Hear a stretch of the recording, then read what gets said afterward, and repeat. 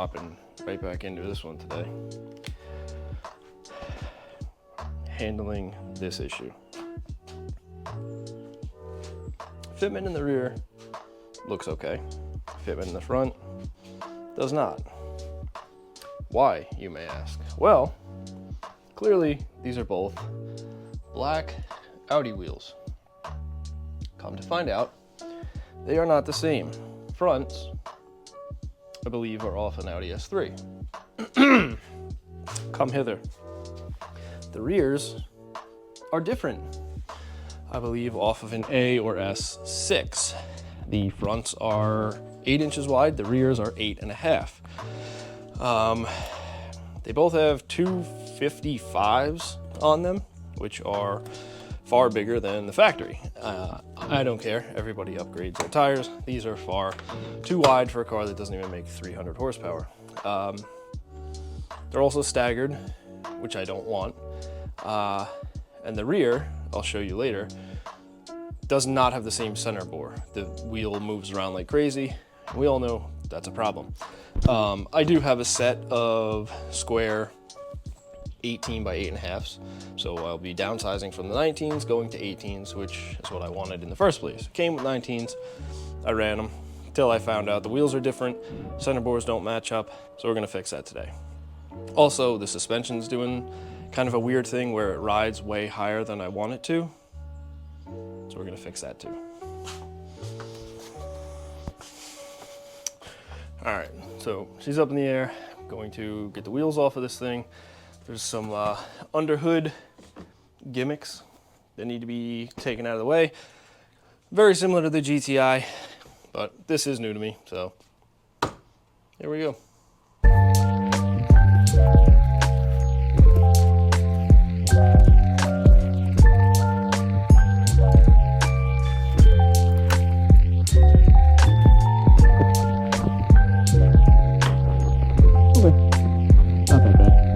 Done.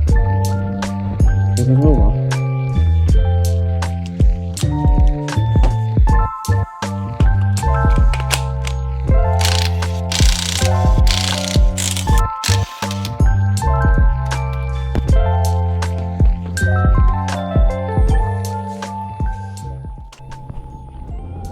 Okay, wheels are off. Pretty much the same setup as the GTI. But these do have ride height sensors. You need to be very careful. That one looks like it might be bent, unless it's supposed to be like that. I don't know. Holy shit. Look at that end link.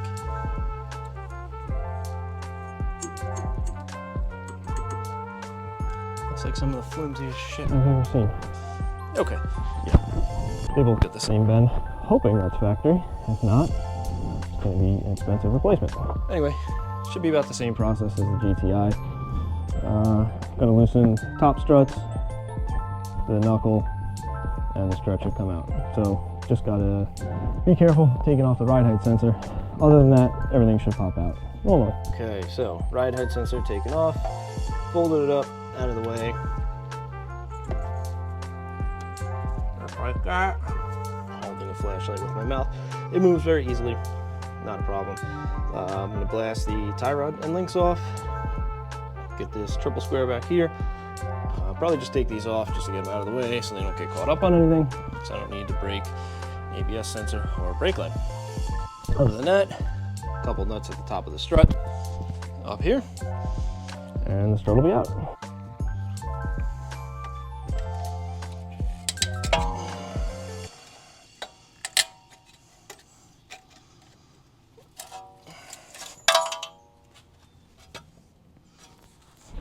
Okay, my mistake.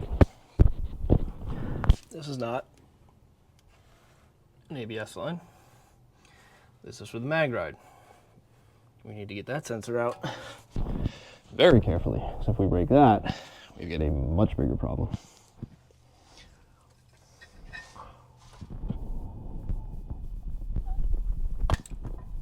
Oh yeah. All right, piece of cake. Just a little push button clip. Push under, pull straight out. Good to go. Now the strut should come right out. All right, M14 triple square, 18 mil hold. Should have the bottom bolt right out. The bolt appears to be seized for some reason. This should be fun. Alright, we got it out. It's aluminum, a little corrosion. Just need a little persuasion. Now for the top nuts. Bolts, top fasteners. Alright, looks like a 10 mil plastic nut holding the trim piece, and then I believe 13 mil bolts that go down into the top hat. Forgot the sway bar end link. Let's take care of that. That was almost bad. Needed a little more persuasion. I just hit the other side with some PB blaster because this is not been taken apart before, I don't believe. But if you're doing this, it's an M6 triple square end link and an 18 millimeter nut to hold. Had to go a little righty-tighty, lefty-loosey, back and forth, back and forth. It finally came out. Threads weren't damaged, but northeast shit. It's got a little corrosion. Came out, no problem. The knuckle needs to be spread. I don't have the spreader tool, but what I do, I take a 1/4 inch, like a mini extension, put it in, turn it, quarter turn, and it spreads the knuckle enough to let the strut drop out. So, again, northeast shit. Let's hope it works. Well, that was far easier than anticipated. From what I've heard, the GTI struts are significantly longer than the S3 struts. Again, the MQB chassis shares a lot of the same parts. Obviously, this is a little bit more of a high performance vehicle, more sport oriented. Struts are shorter. I spread the knuckle and it dropped to the fucking floor. Convenient, terrifying, because I don't have my OSHA approved shoes on, but way easier. So all I have now is the top 13 millimeter strut, nut, bolt, fastener. So I just put the jack under here for a little bit of support. I'll crack that loose and the strut should be out. Something has happened. Just not sure what.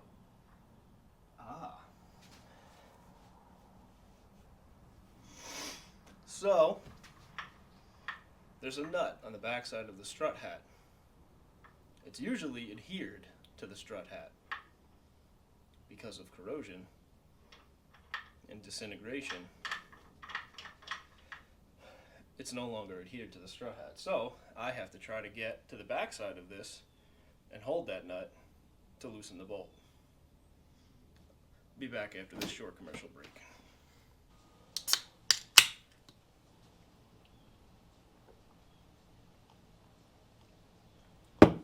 Okay, now that I'm fueled with rage and little white monsty, it's never part of the plan to have to cut a strut mount with a hacksaw blade by hand.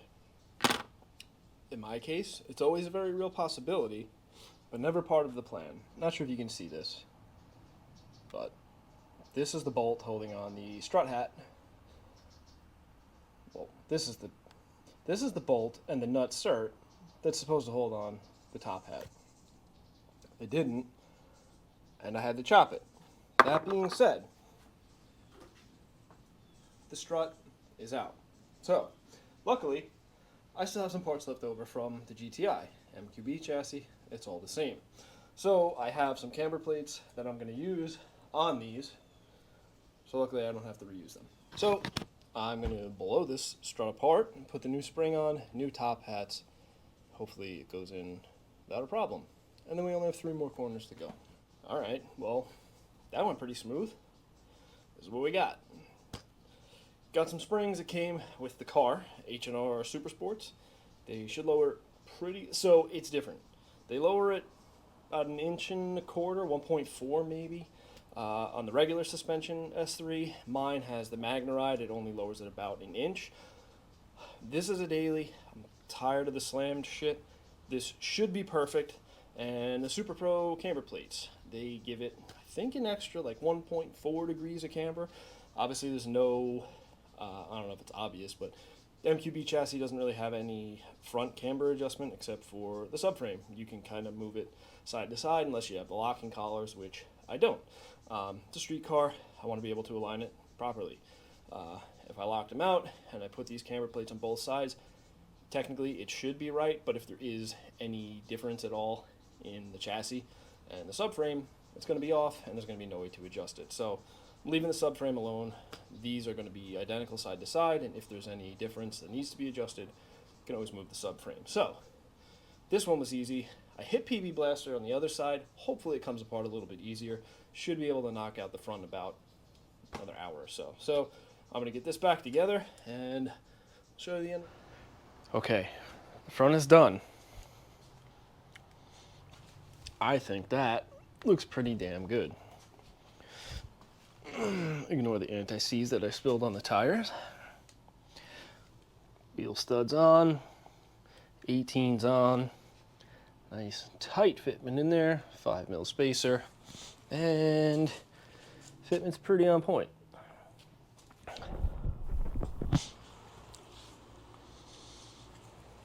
think it looks pretty good.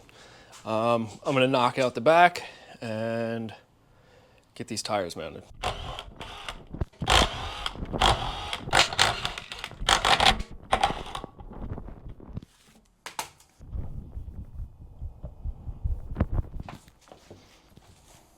Okay, so remember how I was saying the rears have a bigger center bore than the fronts do?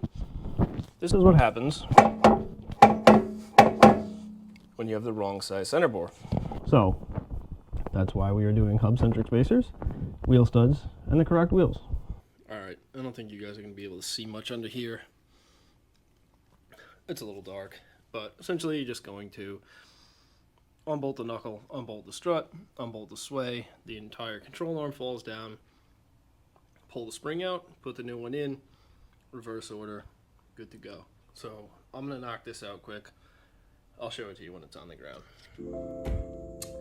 And the GoPro died, so I don't know how much that recorded, but I'll start over and pick up. So suspension got done, wheels and tires went on. Only hiccup was I needed a 5mm spacer to clear the brakes. I don't know why, because the wheels are wider and have a lower offset than factory. Just the way they made their cheap wraps, whatever. 5mm spacers came in, they went on. Fitment was spot on. Ride height was as perfect as you can get from just lowering springs, and it handled phenomenally. The camper plates, obviously a huge addition, they helped a lot. Usually not a big fan of progressive spring rates, usually like linear, but these worked very well. I even loaded up with 5 of us in the car, no issues. The reason I'm speaking in past tense and I don't have any video, there was an accident, unfortunately. Coming home from work, kid not paying attention, tried to avoid an accident. Instead of swerving to the right into a grass field, swerved to the left into oncoming traffic. Guess who was there? Saw the whole thing about to happen. The only thing I could do was turn into it and hope for the best. Probably was the best case scenario. I missed a tree and a telephone pole, both by about 10 feet. Ended up in the front yard of some guy's farm. But the car was totaled, unfortunately. And it really sucks because I like that car a lot. Like I said in the last video, it checked all the boxes. It's perfect daily for me anyway. But luckily no injuries. Insurance is going to pay me out for it, so I'm just waiting on that check, and currently looking. I do want to get another one. Like I said, I like that car. I like it a lot. But as of right now, that's going to be the end of this video. Enjoy the pictures I put up. Unfortunately, I don't have any driving videos of it, but it is what it is. I wouldn't say it's an anticlimactic end, because kind of is, but a bit of a bombshell. But yeah, that's unfortunately all I've got for this one. But thank you for watching. Stay tuned for the next one, and until then, please drive safe and take care.